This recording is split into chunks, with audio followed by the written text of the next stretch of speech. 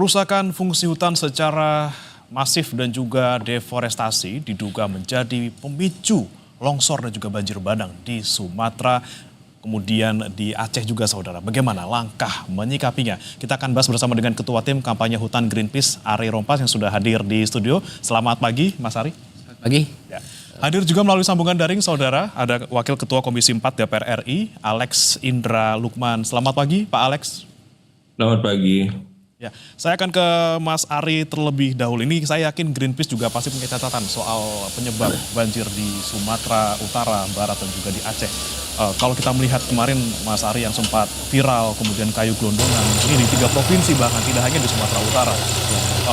Dibilang ini kan kayunya lapuk, kemudian tumbang sendiri seperti itu waktu banjir. Anda melihatnya seperti apa? Apakah ini memang benar-benar ada yang lapuk atau memang ada deforestasi hutan?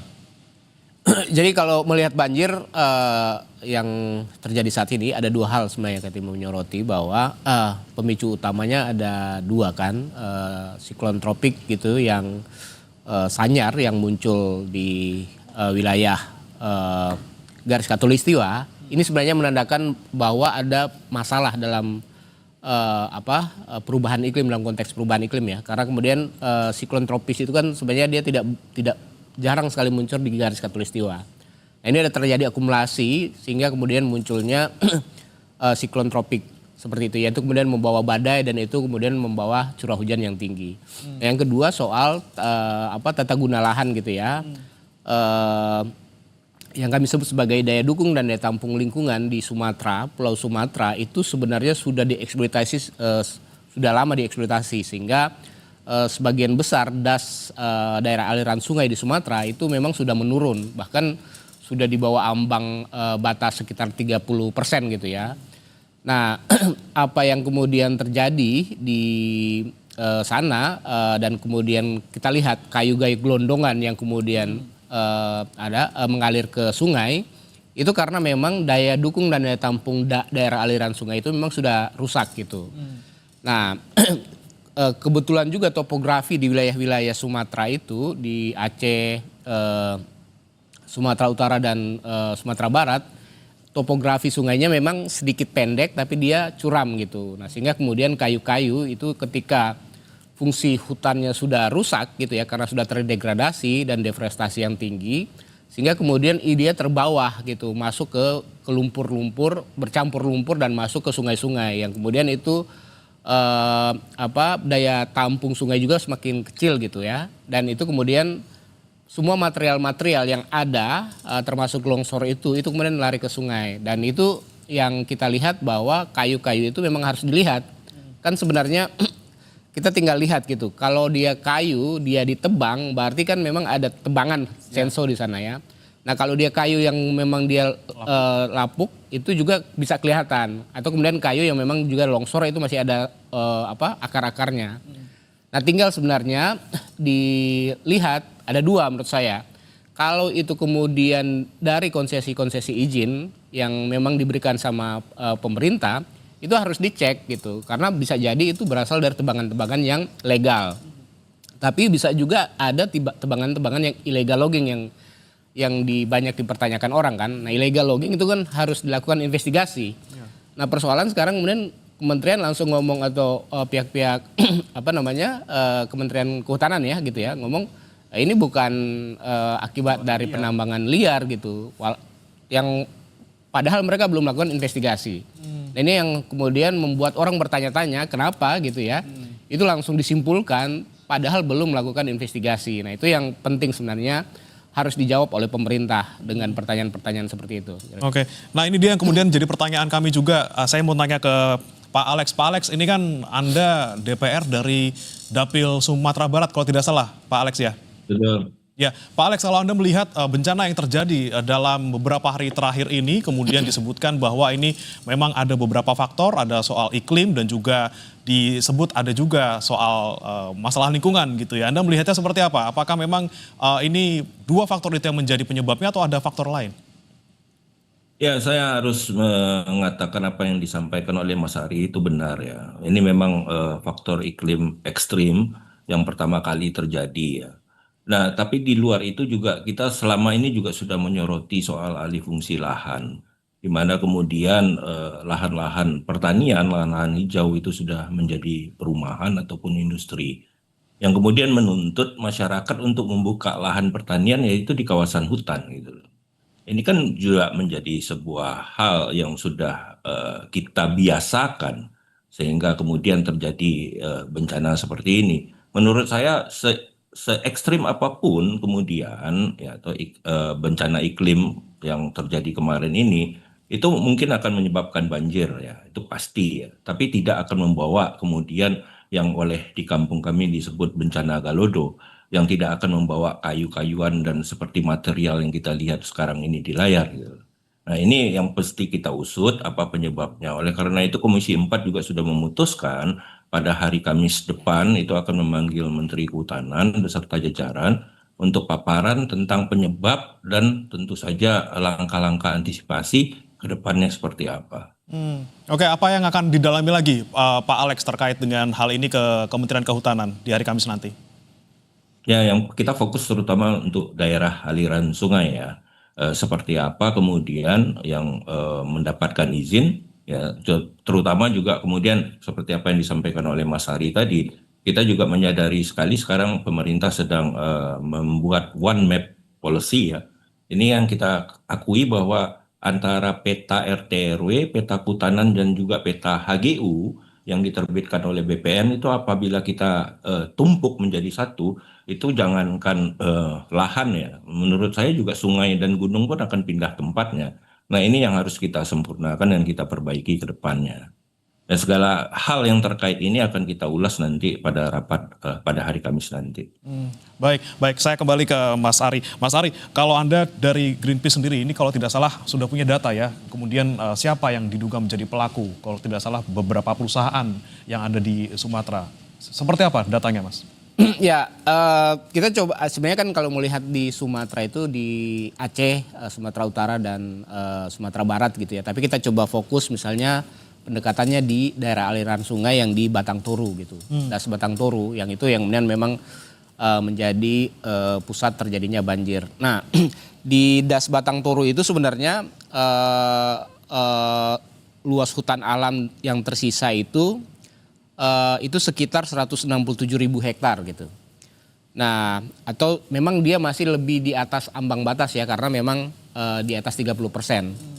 Tapi di atas 30% pun daerah aliran sungai itu masih terjadi banjir bandang gini ya yang terjadi dan kita juga melihat di wilayah Das Batang Toru itu sekitar 70.000 hektar yang sudah terdeforestasi. Jadi hampir 23% itu sudah terdeforestasi. Itu legal apa ilegal tuh Mas kalau di sana? Di Batang Toru itu? Nah ini yang menarik memang areal perizinan berbasis lahan di sana itu sekitar 94.000. Jadi areal perizinan itu berarti kan legal gitu ya. Nah atau sudah hampir 30% diberikan izin gitu. Itu izinnya PBPH dulu, HTI sama Hutan Taman Industri sama HPH dulu. Tapi sekarang udah dirubah jadi PBPH. Kemudian ada pertambangan dan juga ada perkebunan sawit. Nah menariknya Batang Toru ini di hulunya itu sudah dikonversi untuk menjadi wilayah pertanian terbuka gitu ya. Di tengahnya memang masih ada sedikit hutan gitu. Tapi pas di tengah-tengah itu ada aktivitas tambang di sana sama juga pembangunan PLTA Batang Toru. Nah di hilirnya itu sudah ada kebun sawit. Nah itu yang kemudian menjadikan Batang Toru, wilayah Das Batang Toru ini daya dukung dan daya tampung lingkungannya sudah tidak memungkinkan gitu ya. Dan artinya memang karena ada izin di sana itu berarti ada aktivitas legal penambangan dan penebangan yang dilakukan. Nah di sisi lain memang harus diperiksa lagi kan yang namanya illegal logging itu kan memang tidak punya izin. Nah ini yang harus dibuktikan dengan investigasi yang harus dilakukan oleh Kementerian Kehutanan saat ini ya. Berarti dari hulu kemudian di tengah sampai hilir ini semuanya terganggu gitu ya kalau dari paparan Mas Ari tadi. Iya, karena yang paling pasti dalam konteks das hulunya kan, karena hulunya itu catchment area gitu. Nah kalau walaupun misalnya di tengah masih ada tutupan hutan, kalau hulunya sudah rusak, jadi kemudian Tetap akan turun. tetap akan turun gitu karena di hulunya gitu. Terlebih tadi kalau untuk kontur sungainya juga Juga curam gitu. curam dan ada aktivitas-aktivitas pertambangan di sana dan yang memang kelihatan deforestasi yang masih seger gitu ya. Itu aktivitas pertambangan sama aktivitas walaupun skalanya kecil, PLTA Batang Toru itu juga sudah mengganggu fungsi ekosistem yang ada di sana gitu. Nah ini dia Pak Alex, saya mau tanya ke Anda juga nanti bagaimana kemudian bisa menanyakan dan mengkonfirmasi kepada pemerintah. Ini yang legal saja, ini berpotensi mengancam dan sudah terbukti gitu ya. Di hulu, kemudian di tengah dan juga hilir ada semua gitu. Ada deforestasi, kemudian ada perkebunan sawit, ada PLTA, ada penambangan juga. Ini seperti apa nih soal perizinan yang kemudian ternyata walaupun sudah dibatasi gitu ya, 30% kalau tidak salah ya Pak ya, atau berapa tadi? Dulu batasnya 30%, 30%. tapi kebijakan itu sudah dicabut oleh Omnibus Law, jadi udah bebas sekarang. Jadi bebas gitu. Anda gimana nih? Tidak ada batasan lagi, sebenarnya itu sesuatu yang memang harus dikritisi ya, karena mungkin Bapak juga mungkin bagian dari DPR yang mungkin meloloskan Omnibus Law gitu. Bagaimana juga, nih Pak Alex? Ya, jadi begini Pak, sungai itu memang sumber kehidupan ya. Hanya kita juga harus kemudian sekarang penuh dengan komitmen penuh ya, bahwa daerah hulu itu tidak boleh diapa-apakan. Dalam arti kata memang harus dijaga hutannya. Apapun alasannya kemudian tidak boleh ada izin di daerah hulu gitu loh. Kalau kemudian di daerah aliran sungai dengan kita melakukan normalisasi, saya rasa kita akan bisa mengurangi dampak bencana ini. Pada Hari Guru, Pak Presiden sendiri sudah menyatakan tentang untuk menjaga hutan ya, tidak boleh menebang pohon, tidak membiarkan lagi pembalakan liar gitu. Dan juga kita sudah melihat pernyataan dari Pak Menteri Kehutanan yang akan mengevaluasi kebijakan tentang hutan. Jadi kita harapkan nanti beliau bisa paparan seperti apa evaluasi dan seperti apa langkah ke depannya. Tapi menurut saya bahwa kita juga harus satu kata lah soal ini, bahwa tidak ada lagi istilah hutan yang berbeda-beda untuk terkait di hulu sungai. Hanya ada satu kata bahwa hutan di hulu sungai itu tidak boleh kemudian dengan alasan apapun diubah fungsinya.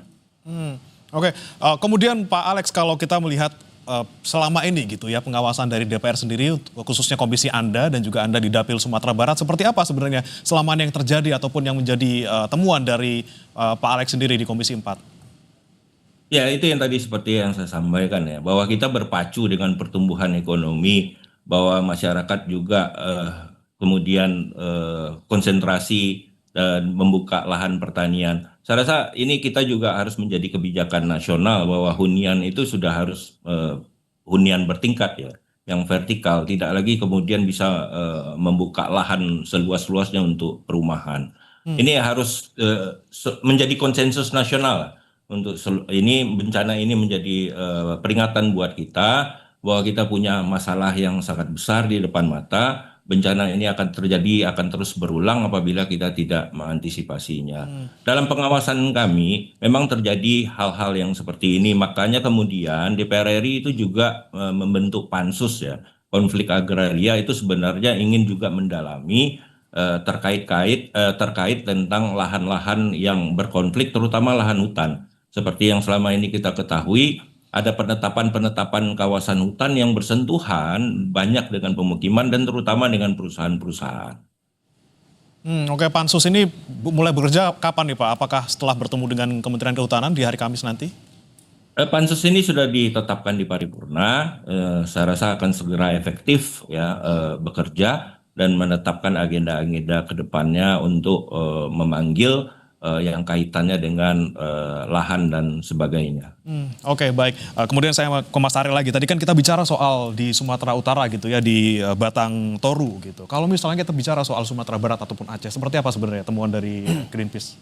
Ya sebenarnya hampir sama ya, karena dia Pulau Sumatera ini itu sudah dari awal dieksploitasi gitu, deforestasinya. Jadi tinggal tersisa sebenarnya di Bukit Barisan.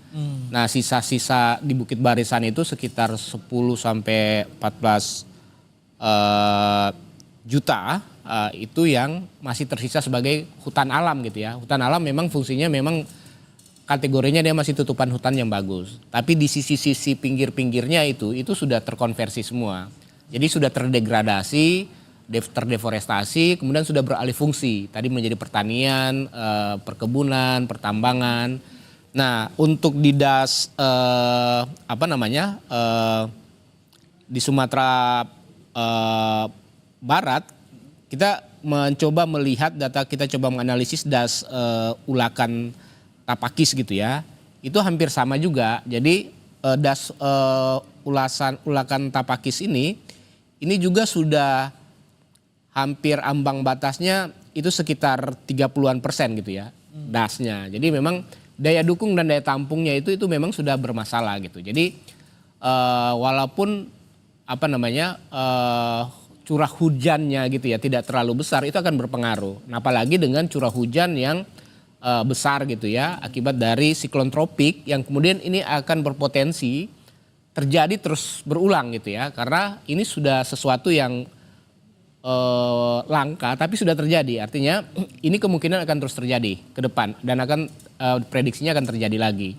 Nah, kalau melihat di wilayah-wilayah itu termasuk yang di di Sumatera Barat gitu, yang kemudian juga tebangan-tebangannya itu sampai ke laut sekarang kan gitu ya. Nah, itu juga memang berarti kan ada aktivitas pertambangan di sana, aktivitas penambangan di sana, penebangan hutan yang ada di wilayah-wilayah hulu das ulakan Tapakis ini gitu. Ulakan Tapakis ya. Ya.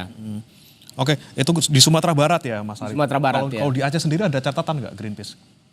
Aceh sama juga sebenarnya kan, kalau Aceh karena dia agak tersebar ya. Aceh itu agak tersebar, tapi kalau dilihat di Bukit Barisan dan beberapa wilayah itu juga konversinya sawit, ada sawit di sana, ada di wilayah hulunya masih ada tambang, ada ada HPH logging ya. Itu sama, jadi komoditasnya sama.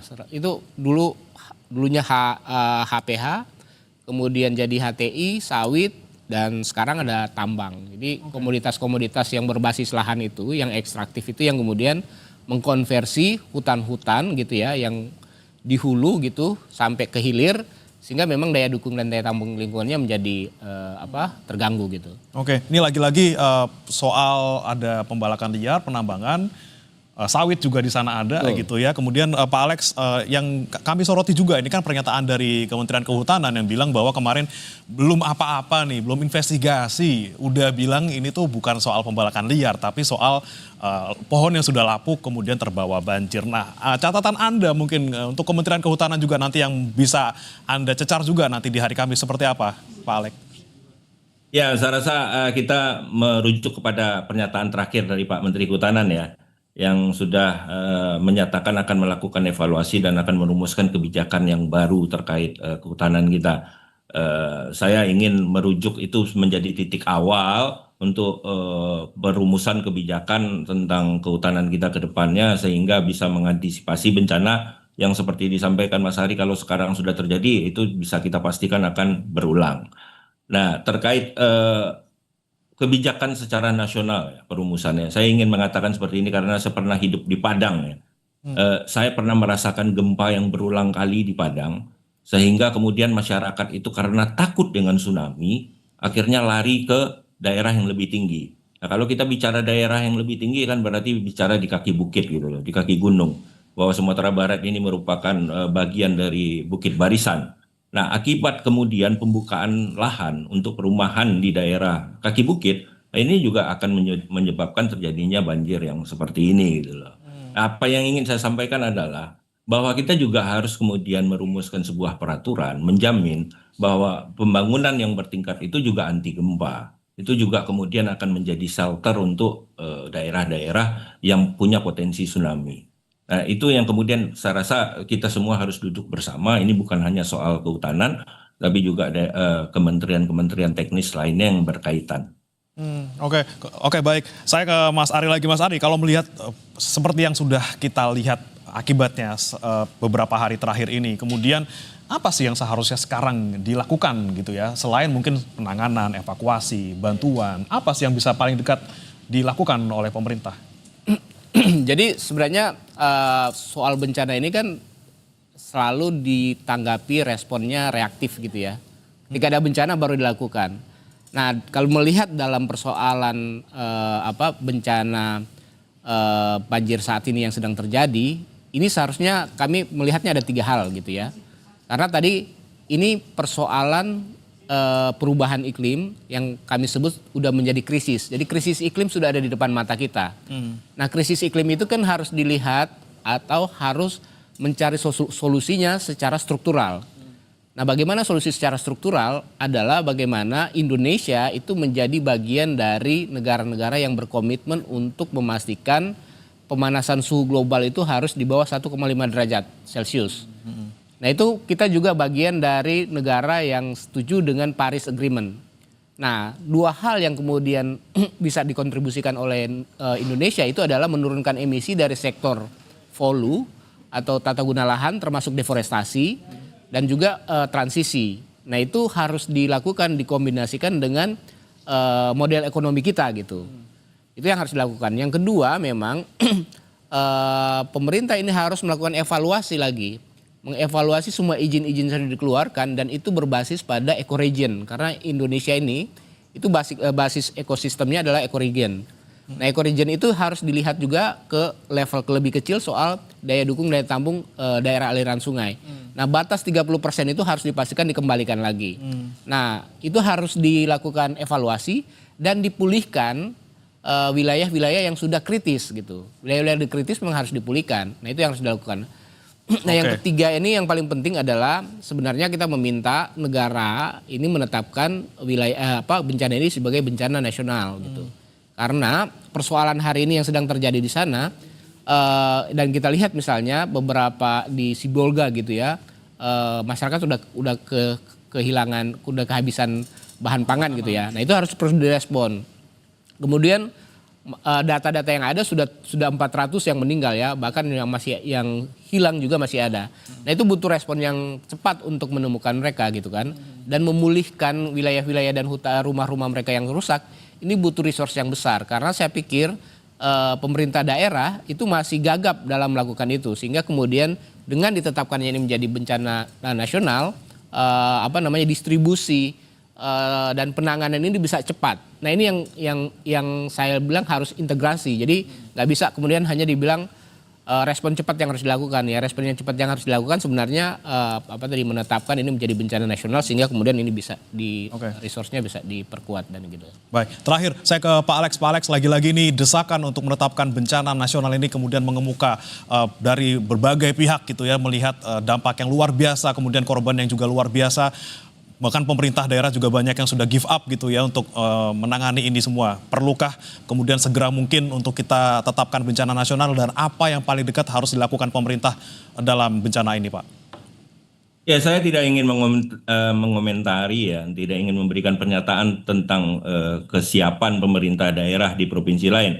Tapi kemarin saya mendampingi Ibu Ketua Komisi 4, Ibu Titik Soeharto ke Sumatera Barat. Kami melihat bahwa pemerintah daerah masih bisa menjalankan fungsinya dengan baik. Ya. Salah satu kriteria dari status bencana ini adalah soal kesiapan pemerintah daerah. Nah, kalau untuk Sumatera Barat sendiri, pemerintah daerah bisa menjalankan fungsi dengan baik. Yang dibutuhkan di dalam masa tanggap darurat ini adalah gotong royong kita bersama. Pendataan yang baik dari pemerintah daerah sehingga kemudian bantuan dari pemerintah pusat bisa fokus untuk segera menangani dampak dari bencana ini. Nah, kalau daerah lain yang memang kalau pemerintah daerahnya sudah tidak sanggup, ya memang harusnya terjadi peningkatan status bencana menjadi status bencana nasional ya. Itu kalau menurut saya. Kalau sekarang belum perlu, Pak Alex?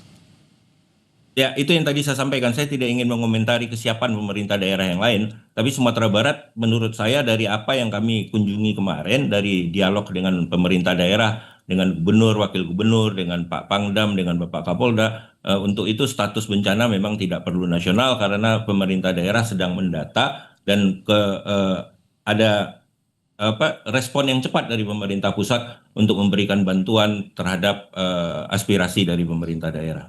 Oke, baik, kita nantikan tentunya bagaimana kemudian langkah-langkah pemerintah yang paling dekat tentunya untuk jangka pendek, bagaimana koordinasi untuk bisa memberikan bantuan dan juga pemulihan secara sementara, namun juga untuk kedepannya yang lebih jangka panjang, pemulihan secara menyeluruh dan juga lagi-lagi terkait dengan regulasi, izin dan juga pemulihan wilayah kritis, ini juga kita nantikan dari pemerintah. Terima kasih Pak Alex Indra Lukman, Wakil Ketua Komisi 4 DPR RI, dan juga Mas Ari Rompas, Ketua Tim Kampanye Hutan Greenpeace, sudah bergabung bersama kami di Sapa Indonesia Pagi. Selamat pagi, Bapak-Bapak.